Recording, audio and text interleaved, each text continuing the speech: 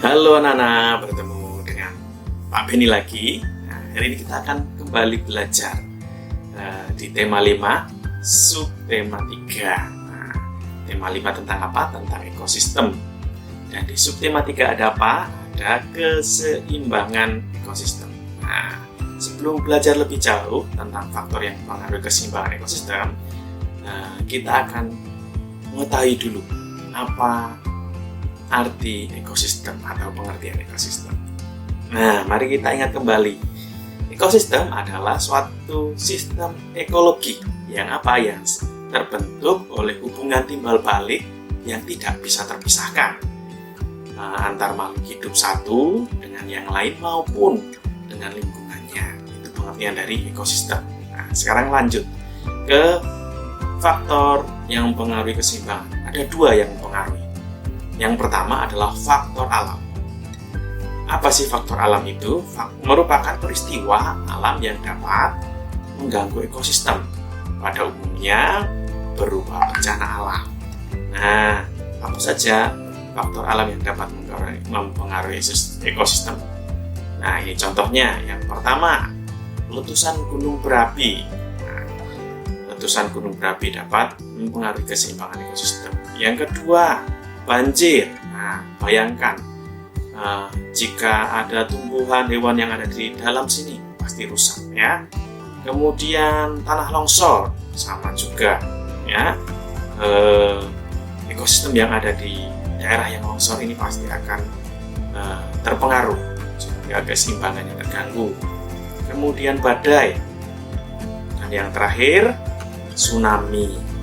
Nah, ini ada beberapa faktor alam yang menyebabkan atau mempengaruhi keseimbangan ekosistem. Berikutnya, faktor yang berikutnya faktor aktivitas manusia.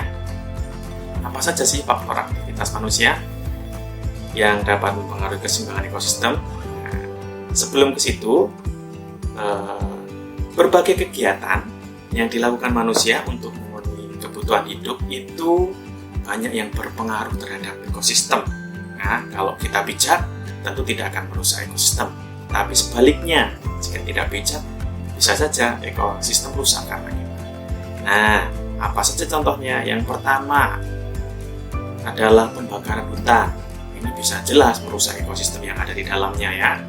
Biasanya karena ingin membuka lahan untuk pertanian dengan cepat dibakar. Nah, ini tidak bagus, tidak boleh ya. Kemudian perburuan hewan. Nah, ini ada contoh, dilarang berburu atau menangkap, menembak dan seterusnya di kawasan ini. Nah, ya apalagi binatang langka.